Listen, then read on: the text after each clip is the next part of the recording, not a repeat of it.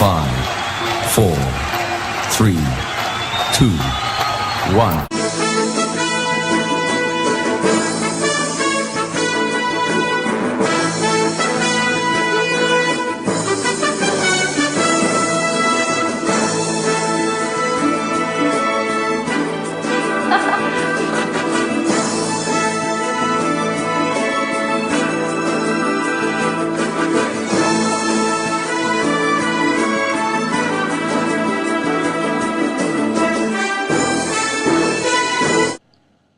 Weeks of speculation about a move to withdraw from the Kyoto Protocol were all but confirmed this week, as Environment Minister Peter Kent called Kyoto out of date.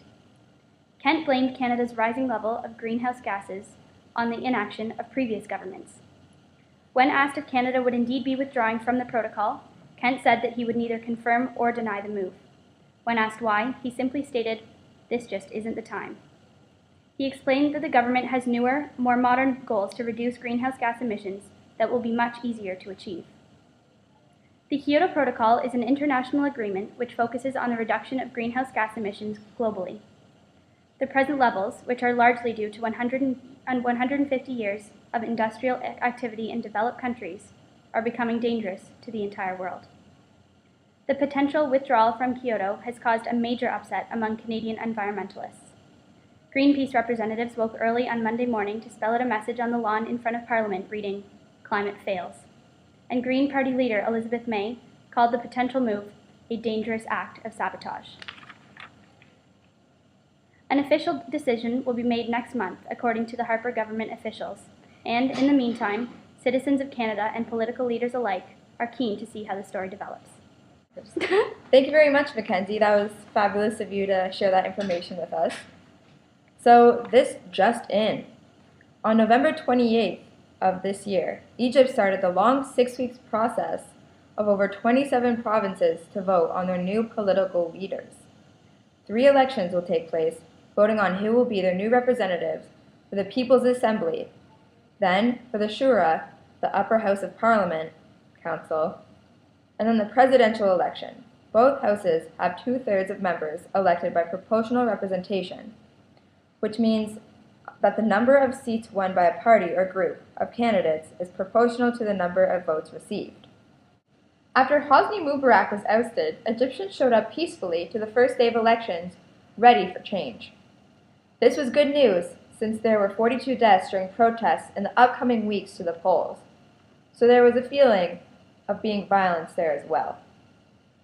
A polling station volunteer by the name of Rawa Gamal said, "I think it's an important step, and to see so many women just walk out and stand there for 7 or 8 hours and determined that they're not going to leave, they're going to vote. That, I think, that's just fantastic." I was talking to one of the policemen. He said that in the 13 years of monitoring elections, he's never seen so many women before. A member of the Supreme Council Forces, Major General Mukhtar Alamala, said that the amount of people who showed up to the vote was unprecedented in the history of the Arab world's parliamentary life. Egypt's largest group, the Muslim Brotherhood, are looking as though they'll do well in the vote, which strikes worry to the liberal Egyptians who are scared they'll place a strong Islamic law upon the country. The 50 million eligible voters seem confused and undecided as to what their nation's direction will be, but one thing is certain. An overwhelming majority of citizens are excited to feel as though their vote actually matters. And now a word from our sponsors. Yes, you get the Ultra Soft Fleece Snuggie and our Press and Open Book Light, a $75 value, both for only $14.95. Blankets are okay, but they can slip and slide. And when you need to reach for something, your hands are trapped inside. Now, there's the Snuggie, the blanket that has sleeves. No more cold feet. And with Snuggie, you can get up and still stay warm. Perfect for men, women, and children, too. The Snuggie is machine washable, so you'll get years of warmth and comfort. Does it only come in pink? Available in royal blue, sage green, and burgundy. Call 1-800-819-0658. And you can use it to shine your head. A housing crisis in First Nations community Attawapiskat of Northern Ontario has reached federal attention. Attawapiskat is currently home to the James Bay Cree and has been a gathering place of natives for centuries. The community of approximately 2,000 people is extremely concerned that the basic needs of residents throughout the winter will not be met because of lack of funding from the federal government. There are currently 5 families living in tents, and 19 families are living in rundown shacks with no electricity. Hardly any shelters have running water of any kind. This crisis is not the first of its kind. In 2009, the community faced a sewage backup that resulted in 100 homeless residents and extreme debt for the community.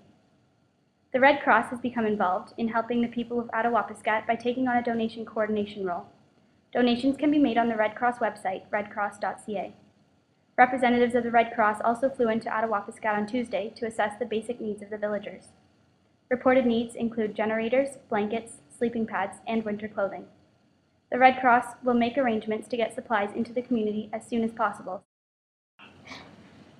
So that seems to be just about all the news we have for today. So to wrap it up, I just want to say thank you very much for watching.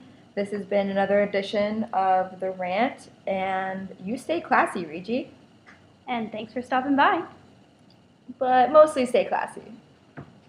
And thanks for stopping by. But stay classy, of course. And thanks for stopping by. But stay classy. Thank you. Stay classy.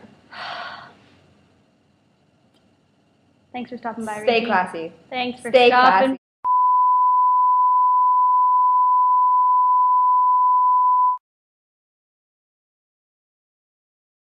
Look like a pink ghost.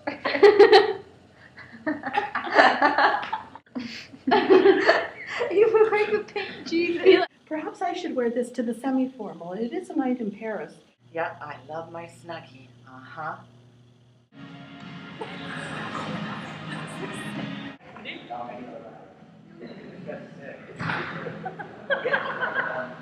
That I wish Egypt the best and safest continuous journey towards electing the the best and safest continue. Do you have a problem with my writing style? That's not what you've written there. I The don't best of luck in a read. continue. I can't read properly when I talk. Okay.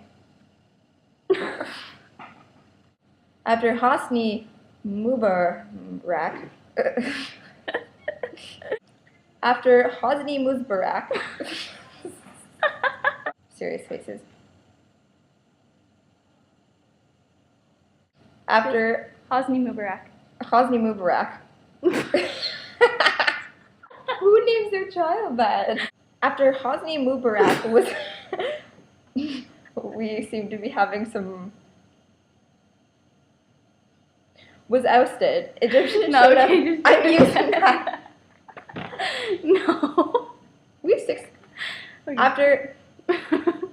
I should just walk out. I hate you.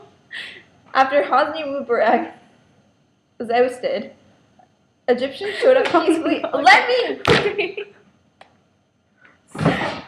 Okay. Don't talk to me. Get away. I don't want to be on this news I channel. tried to say Hosni Mubarak like 400 times. I know, but Jenny, it's hilarious. You. Boom. We're done.